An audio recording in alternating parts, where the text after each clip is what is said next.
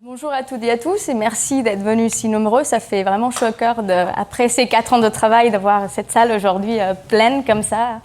Ça fait vraiment plaisir. Donc, je vais vous présenter cette thèse qui s'intitule L'énergie citoyenne, levier pour une société autonome et durable, l'exemple d'une transition énergétique et des imaginaires en Suisse romande. Donc, ce projet, il est né en 2015 dans le cadre de la plateforme Volte-Face. Et en fait, il visait à explorer sous forme de recherche-action des modèles de gouvernance innovateurs dans le domaine de la transition énergétique en Suisse romande à travers l'exemple de l'énergie citoyenne. Donc c'est une thèse qui, pour les 3 premières années, ont été financées par Volte-Face et la 4e et dernière année a été donc soutenue par le Fonds d'innovation des services industriels de Genève et par la Fondation Zoein, à qui je remercie déjà encore une fois. Donc, cette thèse, je l'ai réalisée au sein du groupe d'humanité environnementale, ici à la faculté de géosciences et de l'environnement. Et vous le verrez, c'est une thèse interdisciplinaire. Et bon, Grégoire, il a déjà expliqué un peu mon parcours, qui est aussi un peu interdisciplinaire. Voilà, donc je vais vous en parler un peu plus après.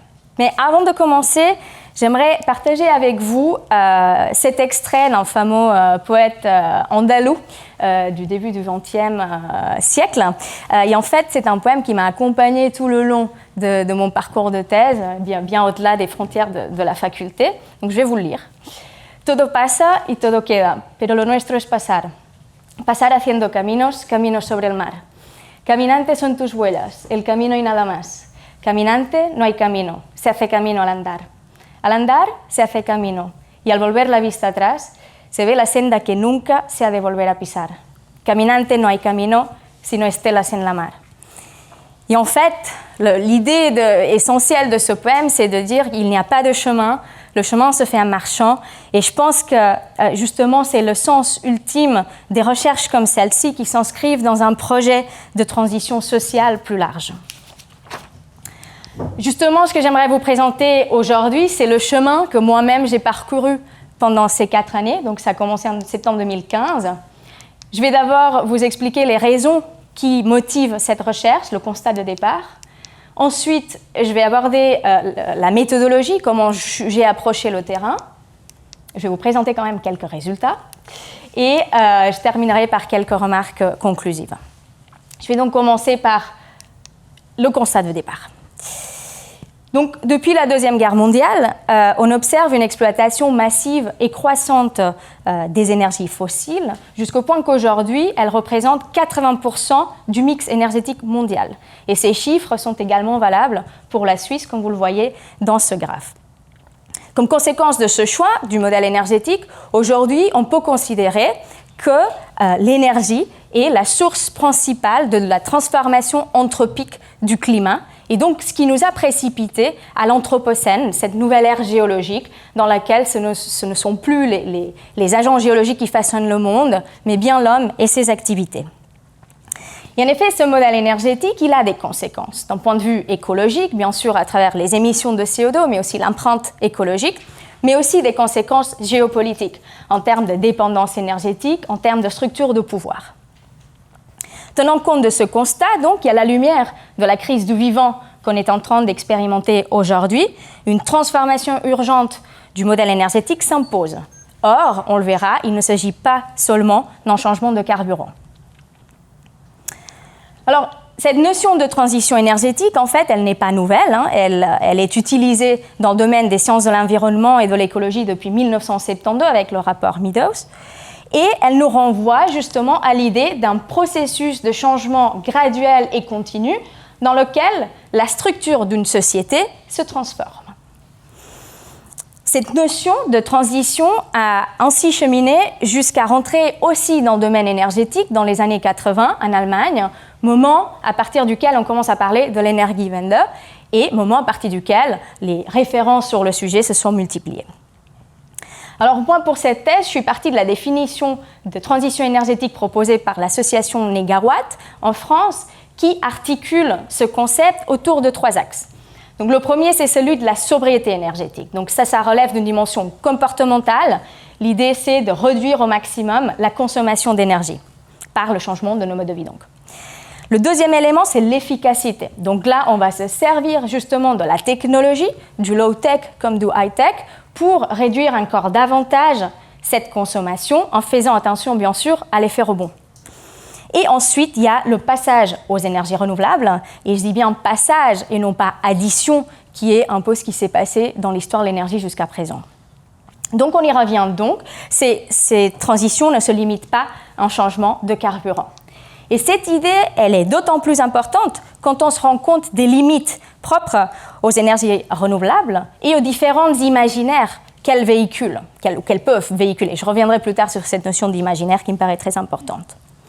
Donc, c'est vrai que parfois les énergies renouvelables sont mises en avant comme une solution à part entière, voire même comme une finalité, alors que, quand on regarde de plus près, elles ont aussi des limites. Et c'est un peu ce que Guillaume Pitron, dans son livre « La face cachée de la transition énergétique et numérique », dit « Pour faire du propre, il faut faire du sale ». Donc en fait, il y a plusieurs limites quand on regarde les énergies renouvelables d'un point de vue écologique, quand on regarde toute la chaîne de valeur, éthique, donc quand on regarde les conditions d'extraction des minéraux et des minerais et des terres rares. Il y a aussi des limites géopolitiques. Donc aujourd'hui, 80% du marché des ressources de base est détenu par la Chine. Il y a aussi des limites techniques. On peut parler de l'intermittence dans la production d'énergie renouvelable, de la désynchronisation entre les places de production et de consommation, et des limites finalement économiques. Et là, notamment, je pense au taux de retour énergétique qui est moindre pour le cas des énergies renouvelables quand on le compare aux énergies fossiles, par exemple. Mais en plus de cela, selon les imaginaires, selon les modèles de gouvernance qu'il y a derrière ces projets d'énergie renouvelable, il se trouve qu'une installation d'énergie renouvelable peut aller à l'encontre de la définition de transition énergétique que je vous présentais tout à l'heure. Et c'est un peu ce que caricature cette illustration, dans laquelle on voit Quichotte, à vous de juger si en qualité de fou ou de visionnaire, qui dit à Sancho, donc son collègue de chemin, attention, ce ne sont pas des moulins, Sancho, ce sont des géants industriels. Voilà, c'est la caricature, je suis prête à l'accepter. Et donc c'est ainsi qu'on arrive à l'idée que cette crise du vivant, ce besoin urgent d'opérer une transition énergétique, met en évidence l'épuisement des fondements de la société moderne. Et c'est donc ce qui nous renvoie à nouveau à cette notion d'imaginaire, qui est entre autres à la base des travaux du philosophe grec Cornelius Castoriadis, avec son livre phare « L'institution imaginaire, la société », où en fait cette idée d'imaginaire fait référence à l'ensemble de significations et de croyances sociales qui contribuent à forger l'identité d'une société, sa cohésion, sa continuité. Et en fait, quand on plonge un petit peu dans cette idée d'imaginaire dominant, par exemple, donc qui vertèbre d'une certaine manière nos sociétés techno-industrielles, on se rend compte qu'il y a un certain nombre de notions derrière, comme le progrès, la modernité, la croissance, la technique, le dualisme homme-nature. Mais ce qui est très intéressant dans la pensée de Castoriadis, c'est que lui, il envisage que cet imaginaire peut être transformé. Il peut être modélé à travers ce qu'il appelle l'auto-institution permanente de la société, qui mènerait alors à une société autonome, c'est-à-dire une société dans laquelle les individus, de manière collective, réfléchissent à la structure de la société et l'adaptent en cours de route. Et donc une société, au final, qui diffère un peu de ce que certains éléments de l'imaginaire dominant mènent. Donc une société qu'il nommerait hétéronome plutôt. Donc en conclusion, nous sommes face à une situation qui exige une transformation profonde des structures de nos sociétés thermo-industrielles, mais aussi des visions sous-jacentes. Et le tout dans un laps de temps relativement court. Donc on parle de 30 ans maximum, 10 ans pour diminuer de manière drastique les émissions de CO2 et 20 ans pour reconstruire quelque chose qui tienne la route ensuite. Et cela donc constitue évidemment un enjeu inédit dans l'histoire parce qu'il n'y a jamais eu dans le passé une transition énergétique, une transition tout court en fait, de ces caractéristiques. Et cette recherche-action que je vous présente aujourd'hui s'inscrit alors dans la nécessité de trouver urgemment des leviers qui permettent d'accélérer la transformation du système énergétique dominant et des imaginaires. Voilà. Cela, c'était pour poser un peu le cadre. Maintenant, je vais vous présenter la méthodologie, la manière dont j'ai approché le terrain. Et donc, en fait, cette thèse a été articulée autour d'une question de recherche centrale, qui a aussi évolué en cours de route, évidemment, qui était en quoi les initiatives d'énergie citoyenne en Suisse romande constituent-elles un levier pour une société autonome et durable. Donc ici, autonome dans ce sens de Castoriadis que je viens d'expliquer, et durable d'un point de vue de durabilité forte. Donc durabilité forte, c'est une approche qui s'inspire de l'économie écologique et qui, entre autres, défend les limites de l'utilisation du capital naturel. Cette question de recherche a alors été déclinée en 3 objectifs.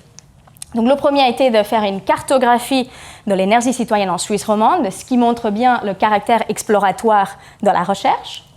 Deuxième objectif, c'était d'analyser les potentiels et les limites de ces initiatives dans une optique de transition. Et le troisième objectif a été de créer un réseau roman de l'énergie citoyenne dans une optique justement de développement de ce phénomène. Ensuite, bien sûr, j'ai dû opérationnaliser ces objectifs sous forme de sous-questions de recherche, donc je vais vous les lire également. La première, c'était donc quelles sont ces initiatives et comment fonctionnent-elles? Quels sont le profil sociodémographique et les motivations de ces personnes, des membres qui les intègrent? Dans quel contexte s'inscrivent-elles et quel est leur rapport au régime sociotechnique dominant? Quel est leur potentiel comme levier pour une transition écologique? Quels sont les risques associés à leur développement? Quelles sont les perspectives à venir pour les initiatives de ce type en Suisse romande? Et quelles sont les stratégies pour pérenniser l'énergie citoyenne en Suisse romande? Et tout cela a été accompagné d'une phase de recherche-action, comme je vous l'expliquerai. Les réponses à ces questions ont constitué le chapitre 3 et 4 donc, du manuscrit, mais évidemment, il y a eu aussi 2 chapitres théoriques qui ont complété le tout. Donc, juste pour poser le cadre, dans un premier temps, je me suis demandé quelle est la place de l'énergie dans la crise environnementale moderne et de quelle manière remet-elle en question l'imaginaire dominant. Et pour cela, donc, j'ai mobilisé l'approche de durabilité forte, les théories de la transition, l'approche sociotechnique, la perspective multiniveau, la philosophie de la technique et les théories des imaginaires. Et dans un deuxième temps, je me suis demandé dans quelle mesure les initiatives d'énergie citoyenne transforment-elles les modèles de gouvernance centralisés, propres des systèmes énergétiques dominants, et proposent une transition énergétique plus démocratique, émancipatrice et inclusive. Et pour cela, donc, bien sûr, j'ai mobilisé la littérature de l'énergie citoyenne, mais aussi l'approche de l'économie sociale et solidaire, les théories du bien commun et les théories des acteurs intermédiaires. Alors, je vous ai parlé de la recherche-action comme approche épistémologique qui a été choisie pour cette recherche. Et donc, en fait, c'est une approche qui n'est pas tout neuf. Donc, il faut remonter aux années 40. Donc, il y a eu le Kurt Lewin, qui était un psychologue allemand juif qui a dû s'exiler de l'Allemagne aux États-Unis. Et lui, en fait, dans ce contexte d'après-guerre, il a essayé de trouver des nouveaux modèles d'organisation à l'encontre du fascisme qui a ébranlé l'Europe en début du siècle. Et en fait, ce qui caractérise donc cette approche, c'est son versant démocratique et participatif et sa contribution à la fois à la science, mais aussi à la société. Et c'est un peu ce qui se résume avec cette citation de lui quand il dit « La recherche qui ne produit que des livres ne suffit pas ». Et c'est dans cette optique que cette recherche s'inscrit. Donc justement, cette approche de recherche-action se caractérise par une démarche cyclique, participative, qualitative et itérative, qui a 4 phases, donc ce qu'on appelle le cycle de la recherche-action. Donc dans une première phase, il y a évidemment l'observation et la collecte de données avec les informateurs. Ensuite, il y a eu l'analyse des résultats et la réflexion, et donc une réflexion qui s'est faite aussi à travers le partage des résultats intermédiaires en cours de route avec les acteurs du terrain. Il y a eu une planification des stratégies qui a eu lieu justement avec la première journée de l'énergie citoyenne dont je vous parlais tout à l'heure. Et enfin, il y a eu une expérimentation des actions qui est en train d'avoir lieu maintenant.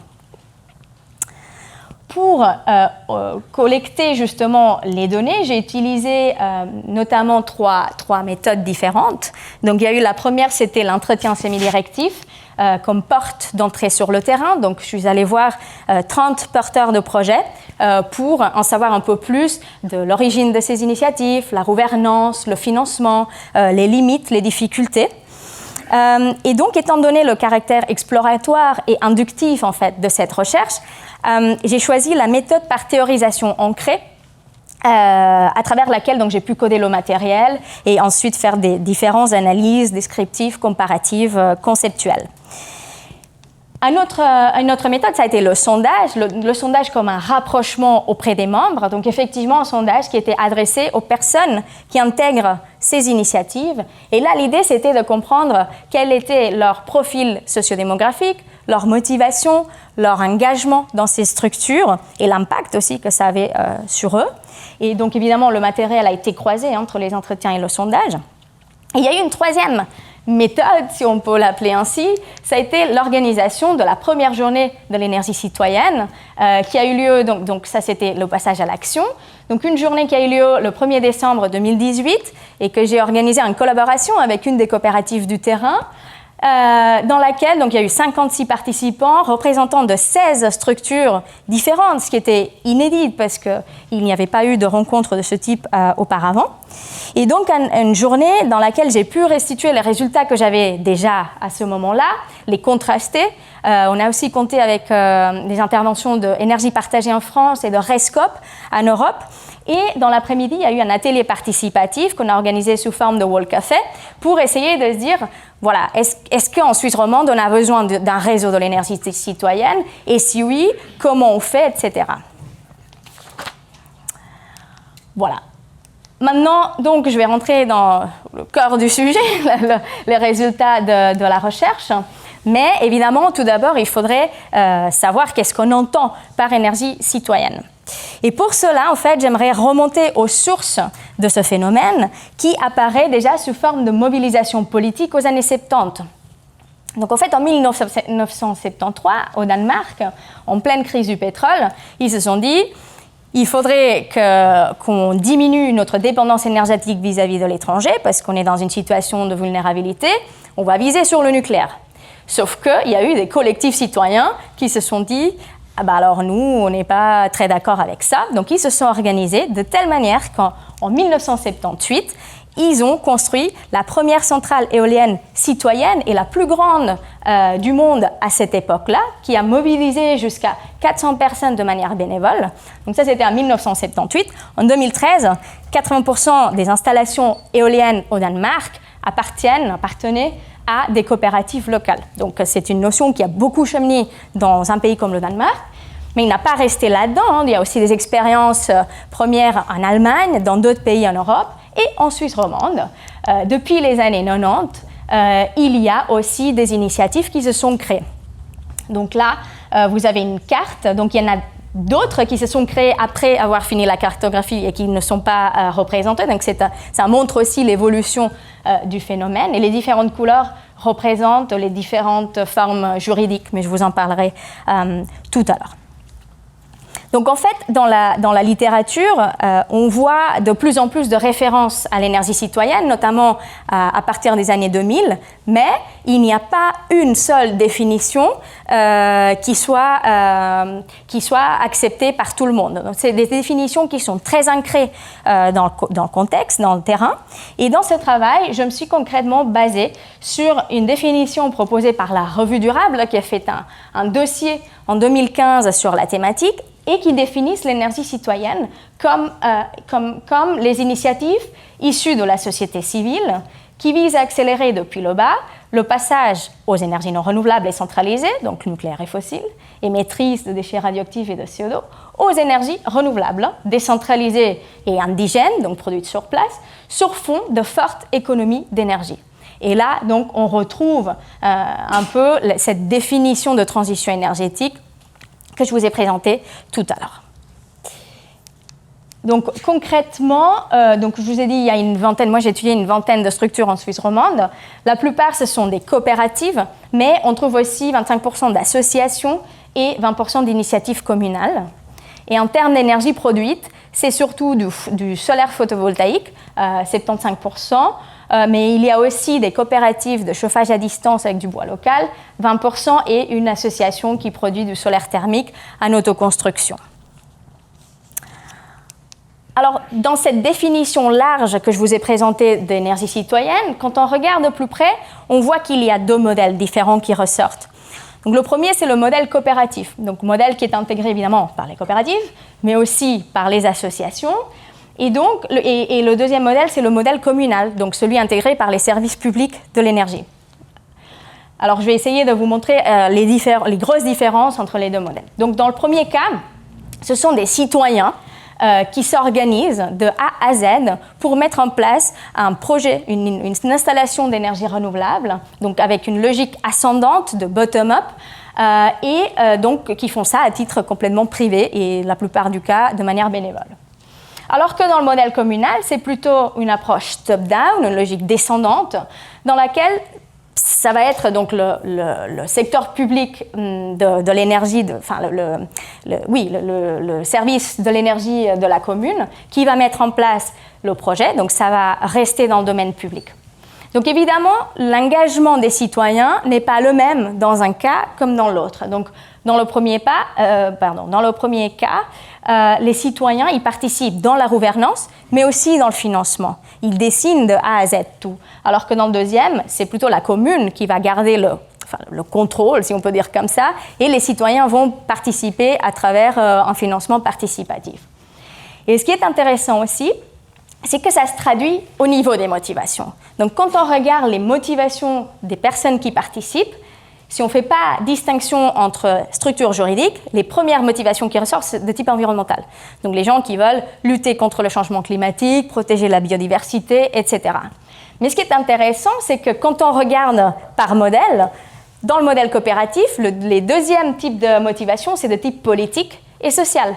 Donc ça veut dire des gens qui veulent s'engager, qui veulent être acteurs politiques de la transition énergétique, qui veulent contribuer à créer du lien social à travers ces pratiques collectives. Donc il y a toute une réflexion assez poussée. Et dans le modèle communal, ce qu'on observe, c'est plutôt des motivations économiques, type retour sur investissement pour le financement participatif qu'on a fait. Ça veut dire que ces 2 modèles sont capables de mobiliser des personnes de profils différents. Donc là, c'est très, très caricatural, c'est très synthétique, mais dans le modèle coopératif, on voit que les personnes appartiennent à une classe d'âge inférieure, à un niveau économique supérieur, qui a un dynamisme, il y a une culture entrepreneuriale, alors que les membres des initiatives communales sont plus âgés, 40% de retraités, c'est quand même pas mal, et qui appartiennent à une classe économique plus faible que la moyenne suisse romande. Donc, on pourrait dire que le modèle coopératif existe en tant qu'expérimentation sociale, parfois à forte connotation politique, et le modèle communal comme fenêtre d'investissement décarboné. Mais le fait est que les 2 existent en complémentarité et ils constituent ce qu'on peut appeler un plurivers d'innovation sociotechnique. Et donc ici, plurivers signifie un amalgame de valeurs, de visions, de motivations, de profils qui partagent néanmoins une direction partagée, en l'occurrence la transition énergétique. Alors, maintenant, je vais parler un peu du potentiel de ces structures. Donc, effectivement, quand on regarde, les initiatives d'énergie citoyenne peuvent aider à améliorer la résilience des territoires par différents biais. Donc, il y a une question de l'amélioration de l'alphabétisation énergétique. Donc, ce sont des citoyens qui ont a priori rien à voir avec l'énergie, qui vont s'intéresser comment on la produit, quels sont les coûts, etc. Donc, il y a toute une... Oui, il y a tout un apprentissage qui se fait de par cet engagement. Un apprentissage qui parfois est aussi lié à une réduction de la consommation. Ça, il y a eu des études en Belgique qui ont montré en fait que les gens qui adhèrent à des coopératives de ce type, sur le long terme, diminuent leur consommation d'énergie. Donc, un impact sur l'environnement plus faible, non seulement par cette réduction, ce changement de mode de vie ou de type de consommation, mais aussi par le fait que ce sont des énergies renouvelables, malgré les limites que j'ai soulevées tout à l'heure. Ce sont des initiatives qui améliorent l'autonomie et la sécurité énergétique des territoires. Donc, par exemple, j'ai rencontré des communes dans lesquelles, au niveau de chauffage, ils sont devenus complètement autonomes et qui ont pu virer le mazout de leur système. Donc voilà. Un autre élément, c'est la valorisation du tissu économique local, parfois à travers la création d'emplois non délocalisables, donc ce qu'on pourrait peut-être appeler des nouveaux métiers de la transition. Et vu que c'est une mobilisation de l'épargne citoyenne, ça peut aussi permettre de dépasser certaines contraintes budgétaires des communes face aux enjeux de la transition énergétique.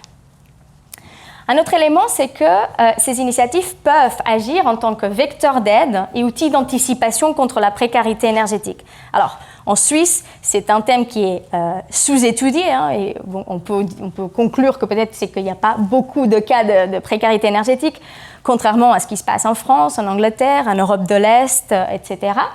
Mais disons que ces initiatives, elles pourraient s'adresser à des groupes de population qui se trouvent dans une situation de précarité énergétique, pour les inclure, etc. Ou en tant qu'outil d'anticipation, c'est-à-dire si on imagine, c'est un peu un scénario catastrophe, mais si on imagine que dans le futur, on sera tous menés à vivre une certaine précarité énergétique, parce que peut-être qu'il y aura moins de ressources, peut-être qu'il y aura moins d'énergie disponible, ça peut être des outils pour créer de la résilience locale. Et enfin, elles permettent aussi de créer des nouveaux liens de solidarité et d'entraide grâce au fait que ce sont des initiatives collectives avec des modèles de gouvernance partagés, horizontales, etc. Alors, d'autre part, et à la lumière de ce que nous apprend Castoriadis, on pourrait se dire que la nature collective et participative de ces initiatives pourrait contribuer à poser les bases d'un nouvel imaginaire. Un nouvel imaginaire pour une société non seulement plus durable, mais aussi plus autonome. Et en fait, en discutant avec les acteurs du terrain et en observant leurs pratiques, on se rend compte qu'ils partagent une certaine vision qui va à l'encontre de cet imaginaire dominant dont je vous parlais tout à l'heure. Donc, par exemple, elle propose donc, un modèle énergétique décentralisé, donc qui va complètement à l'encontre du modèle énergétique dominant. Elle propose bien évidemment la sortie des énergies fossiles et nucléaires avec ce passage aux énergies renouvelables. Elle favorise ou essaye de sensibiliser les gens pour qu'il y ait des changements de mode de vie, pour qu'il y ait des pratiques plus sobres en consommation d'énergie. Le fait que ce soit les citoyens qui participent implique une certaine démocratisation également du système énergétique. Et ça, c'est lié avec le point suivant, c'est que la production est collective et citoyenne. Donc, ça veut dire que ce ne sont plus les experts énergéticiens qui vont produire l'énergie, mais que les citoyens, ils vont peut-être aussi pouvoir dire un mot, ils vont avoir un autre rapport à l'énergie. Un autre point assez intéressant, c'est que ce sont des structures qui, de manière générale, ont une approche non lucrative à la production d'énergie, ce qui les rapproche de l'économie sociale et solidaire. Et point critique, c'est le rôle de la technique. Donc en fait, c'est le seul élément qui crée une certaine divergence quand on parle de vision de la durabilité, de vision des imaginaires. Et il y a certaines personnes qui sont plutôt pour un scénario low-tech, etc., alors qu'il y en a d'autres qui sont plutôt vers un scénario Tesla. Et ça me paraît assez irréconciliable, mais je pense qu'il y aurait matière à creuser là-dedans pour en savoir plus. Est-ce que ça constitue de visions différentes à part entière? Est-ce que... Voilà. Donc ça, je ne peux pas vous en dire plus. En tout cas, c'était un constat de remarquer cela. Alors maintenant, je vous ai parlé du potentiel, mais s'il y avait un développement massif de ces initiatives, sans coordination, il y aurait aussi des risques en fait. Donc en premier risque, ça pourrait être la cristallisation des inégalités sociales. On est bien d'accord que pour participer dans une initiative de ce type, il faut mobiliser des ressources, du temps, de l'argent, certaines compétences techniques parfois, et que ces ressources ne sont pas distribuées de manière équitable au sein de la population. Du coup, un développement de certaines de ces initiatives, selon comment, pourrait cristalliser davantage cette répartition inégale des ressources. Un autre élément, c'est l'inadaptation du réseau. Donc en fait, selon les experts, hein, moi, je ne parle pas comme énergéticienne, hein, mais selon les experts, s'il y avait une augmentation brutale d'énergie renouvelable, il faudrait adapter le réseau, ce qui impliquerait des millions de francs en investissement, qui pourrait se traduire par un coût de transport plus élevé, et sans une politique redistributive ou sociale, ça entraînerait une augmentation du prix final, et donc c'est lié avec le point suivant de la précarité énergétique, ce serait peut-être les plus défavorisés, ceux qui paieraient le plus pour cette transition. Un autre élément, c'est la banalisation et la perte d'identité. Donc ça, c'est un thème qui est largement étudié dans la littérature de l'économie sociale et solidaire. Dès qu'on change d'échelle, il y a un risque de perte de valeur, il y a un risque de perte d'identité. Il peut y avoir aussi un risque d'instrumentalisation, par exemple, de certains acteurs qui verraient dans ces structures un moyen pour faire passer certaines technologies, parce qu'on sait qu'elles augmentent l'acceptabilité de certaines technologies. Et le dernier risque, c'est de créer une nouvelle dépendance énergétique. Donc aujourd'hui, je vous le rappelle, en Suisse, le taux de dépendance énergétique est de 76%. Les énergies renouvelables, quand même, elles sont basées sur des terres, des minéraux rares. Donc, est-ce qu'on pourrait créer, par exemple, une nouvelle dépendance énergétique? C'est une question qui peut être aussi un risque. Donc, une manière, en fait, de favoriser le développement de ces initiatives, tout en prenant en compte les risques mentionnés, pourrait être la création d'un réseau. Donc, au début de cette recherche, en fait, je me suis rendu compte qu'il n'y avait pas vraiment de lien entre les initiatives qui existaient, alors que dans d'autres pays, dans la littérature, on voit que la création d'un acteur intermédiaire ou de ce qu'on appelle un réseau peut aider au développement de ces structures. Et donc, c'est ainsi que le 1er décembre 2018, je vous l'ai dit tout à l'heure, il y a eu cette première journée de l'énergie citoyenne dans laquelle on a pu discuter avec les acteurs impliqués s'ils estimaient pertinent ou pas de créer ce réseau, quels étaient leurs besoins et si on le faisait, comment, sous quelle forme, etc. Et donc, de là, il y a un groupe de travail qui est sorti. Et une année de travail plus tard, il y a eu la création de l'ASEC, l'Association suisse pour l'énergie citoyenne, donc qui a été créée en automne 2019. Et donc, une association qui, dans leur statut, la définition d'énergie citoyenne est la suivante. Donc, le terme énergie citoyenne désigne une production autonome d'énergie décentralisée, écologique, participative et collective. Donc, c'est une forme de contribution citoyenne à la transition énergétique au niveau local. La participation citoyenne peut prendre différentes formes, dès l'investissement économique à la prise de décision selon les modèles juridiques. Donc on retrouve un peu les deux modèles que je vous expliquais tout à l'heure et on voit bien aussi un peu les allers-retours entre théorie et pratique.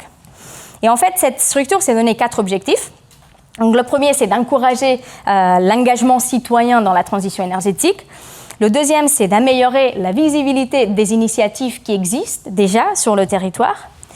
Le troisième, c'est de promouvoir et représenter les intérêts de ces initiatives auprès d'autres acteurs, donc si vous voulez une forme de lobby citoyen dans le domaine de l'énergie. Et le quatrième élément, objectif, ça a été de faciliter le partage d'expériences entre les initiatives dans une optique de mutualisation. Donc aujourd'hui, ce groupe de travail continue à se réunir et là, on est en train de rédiger une charte de valeurs, donc, et ça sera lancé au cours de cette année. Voilà, et j'arrive ainsi à la partie finale dans laquelle j'aimerais prendre un petit peu de recul par rapport à ma recherche. Je voulais juste vérifier le temps. Donc, j'aimerais d'abord peut-être partager avec vous les difficultés que j'ai rencontrées, les limites que j'ai observées dans cette recherche. Donc, je dirais que ce sont principalement de 2 types, méthodologiques et théoriques. Pardon.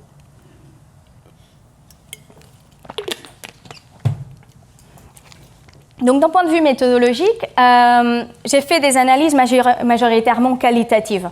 Donc, je me suis basée sur le déclaratif avec les limites que ça puisse avoir. Et je pense effectivement qu'il serait intéressant d'imaginer une étude longitudinale qui puisse suivre les membres des initiatives d'énergie citoyenne pour voir de quelle manière ça se traduit dans leur consommation, dans leur mode de vie sur le temps. Donc ça, c'est évidemment un projet à part entière et il n'y avait pas les ressources pour cela dans ce cadre-ci, mais ça peut être une piste d'ouverture pour des futures recherches. Je vous ai dit que c'est une recherche-action, et c'est vrai, mais c'est une recherche-action doctorale.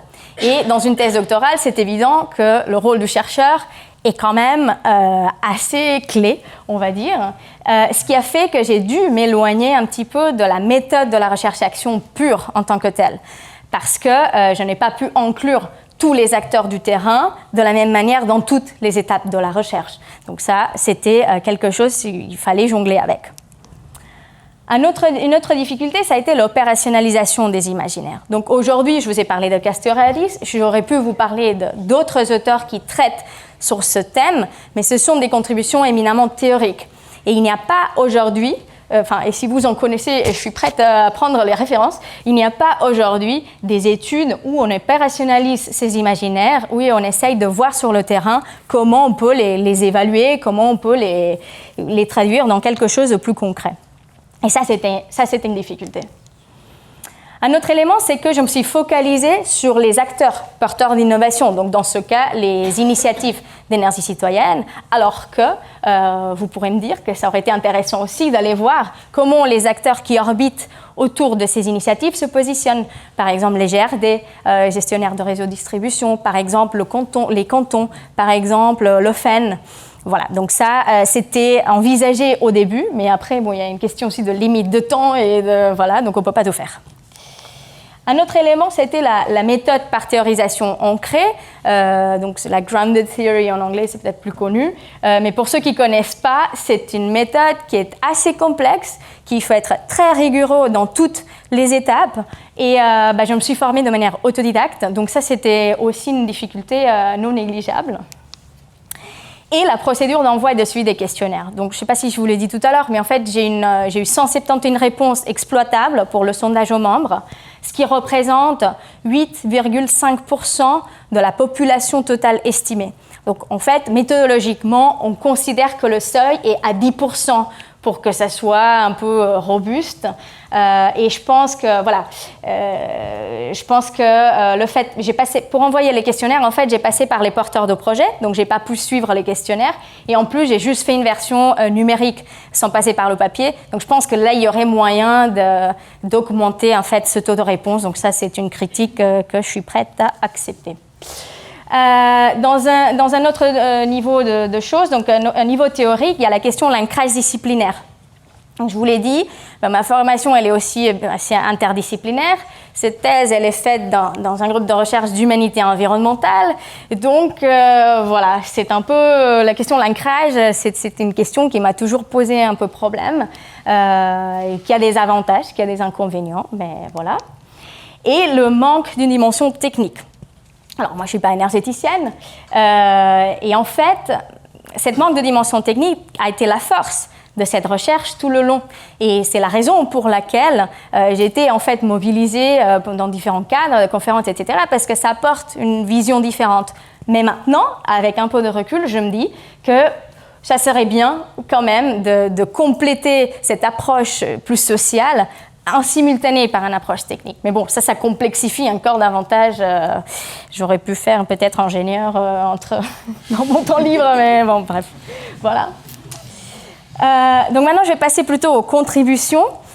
Donc aussi, il y a eu des contributions de différents types, je dirais théoriques, empiriques, méthodologiques et sociales. Donc d'un point de vue théorique, je vous l'ai dit, c'est une recherche dans les humanités environnementales avec une approche de durabilité forte, une approche sociotechnique, et ça reste quand même rare dans le domaine de la transition énergétique. Bon, on en voit de plus en plus, mais ça reste minoritaire.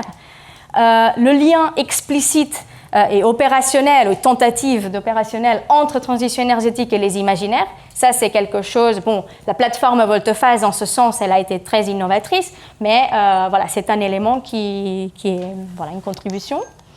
Le regard critique sur les énergies renouvelables, parfois qui peine un peu parfois dans la littérature de la transition. Parfois, on n'entend pas beaucoup et je pense que c'est quand même important de se rendre compte que ce n'est pas la panacée, ce n'est pas la solution miracle.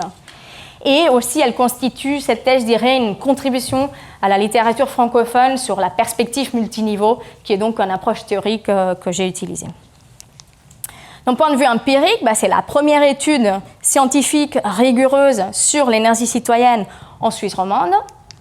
Une recherche-action donc participative dans le champ de la transition énergétique. Pareil, dans le cas de Volte-Phase, il y en a un certain nombre de recherches de ce type, mais ça reste assez exemplaire. Et d'un point de vue social, évidemment, donc, il y a eu la création de cette communauté d'acteurs de l'énergie citoyenne et l'amélioration de la visibilité de phénomènes auprès des citoyens et des décideurs politiques. Maintenant, pour revenir à la question de recherche initiale, je vous le rappelle, qui se demandait en quoi les initiatives d'énergie citoyenne en Suisse romande constituent-elles un levier pour une société autonome et durable.